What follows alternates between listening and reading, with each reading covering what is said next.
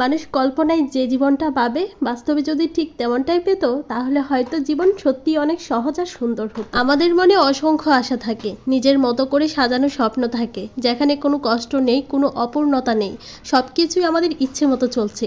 কিন্তু বাস্তবতা কল্পনার মতো সহজ নয়।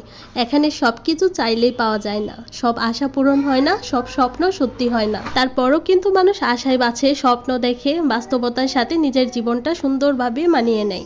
আসসালামু আলাইকুম ভিউয়ার্স, কেমন আছেন সবাই? আলহামদুলিল্লাহ, আমরাও ভালো আছি। প্রতিদিনের মতো সারাদিনের একটি ব্লগ শেয়ার করছি, আশা করছি পুরো ভিডিওটির সাথে। গতকালকের আর আজকের দুদিনের ভিডিও আজকে একসাথে আপলোড করছি। গতকালকে হচ্ছে সন্ধ্যাবেলায় গরুর মাংস রান্না করেছিলাম, সাথে চিংড়ি মাছ ছিল। আর প্রথম রোজা যেহেতু একটু ভালো কিছু তো রান্না করাই লাগে। যাই হোক, সকালবেলা তো নাস্তা বানাতে হবে না, ওয়াসির জন্য তরকারি রান্না করেছি। ভোর রাতে আমাদের জন্য যে ভাত রান্না করেছিলাম সেখান থেকেই হচ্ছে ভাত কিছু হটপটে উঠিয়ে রেখে দিয়েছি ওয়াসির জন্য, যাতে সকালবেলা গরম থাকে। শুধু তরকারি রান্না করেছি। প্রতিদিন হচ্ছে সকালের নাস্তা বানানো, দুপুরের রান্না বান্না, বিকেল বেলায় হালকা পাতলা একটু নাস্তা, এ নিয়ে কিন্তু একটা লং ভিডিও হয়ে যায়। আর আমি হচ্ছে প্রতিদিন একটা করে লং ভিডিও দিই, 3টা হচ্ছে রিলস ভিডিও দিই। আজকে যে ভিডিও আপলোড করব তেমন কোনো ভিডিও করাই হয়নি। সকালবেলা ঘুম থেকে উঠে বাসায় যে টুকটাক কাজ থাকে সেগুলো সেরে নিয়েছি। ফ্রিজে কিছু বিটরুট ছিল, খাওয়া হচ্ছে না, প্রায় 1 মাস হয়েছে এই বিটরুটগুলো আনা হয়েছে। বিটরুট কাঁচা বা জুস দুইটাই আমার কাছে ভালো লাগে, তেমন খারাপ লাগে না। যাই হোক, আমি বরফ হওয়ার জন্য ফ্রিজে রেখে দিয়েছি। এদিকে হচ্ছে মাছ ভিজিয়ে রেখেছিলাম, মাছটাও কেটে নিচ্ছি। আজকে হচ্ছে ইলিশ মাছ দিয়ে একটা বেগুন রান্না করব, সাথে আলুও দেবো। আর ওপর পাশে হচ্ছে বুট আর আলু সেদ্ধ দিয়ে নিয়েছি। একটা একটা করে কাজ সেরে নিচ্ছি, কারণ এক চুলায় আমার রান্না করতে হবে, সময়টাও একটু বেশি লাগবে।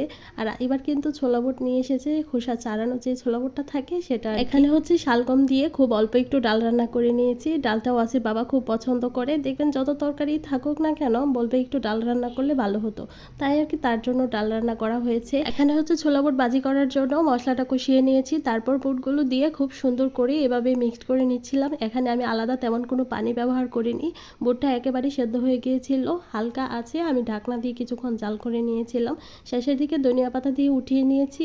এখানে হচ্ছে মাছ ভেজে নেব, সাথে তো একটা বেগুন কেটে দিয়েছি, একটা আলু কেটে দিয়েছি। অল্প স্বল্প তরকারি, মানে দুজন মানুষের জন্য অল্প স্বল্প তরকারি, তারপরও এগুলো থেকে অল্প অল্প করে রয়ে যায়। আজকে রান্নাবান্না করার সময় একটু তাড়াহুড়োই করছিলাম, রান্না শেষ হলে তারপর হচ্ছে ইফতারটা রেডি করব। আর এদিকে হচ্ছে বিটরুটটা ফ্রিজে রেখেছিলাম, একেবারে বরফ হয়ে জমে গেছে। বাকিটা হচ্ছে এমনিতেই রেখে দিয়েছিলাম একটা বক্সে করে, পরবর্তীতে হচ্ছে আইস কিউব করে নেব। এখন যতগুলো আছে সেগুলো দিয়ে রোজার 15 পর্যন্ত চলে যাবে। এখানে হচ্ছে ইলিশ বেগুনের তরকারিটা রান্না করব, মশলা কষিয়ে নিয়েছি। এখন আগে থেকে ভেজে রাখা মাছ আর বেগুন আলু দিয়ে দিয়েছি, ঝোলের পানি দিয়ে রান্না করে নিয়েছিলাম তরকারি হওয়ার আগ পর্যন্ত। তারপর আবার ডিম বোনা বসিয়ে দিয়েছিলাম। আজকের আয়োজনে এইটুকুই থাকছে। ভিডিওটি এখানেই শেষ করছি, কেমন হয়েছে কমেন্ট করে জানাবেন। সবাই অনেক বেশি ভালো থাকবেন। আল্লাহ হাফেজ সবাইকে।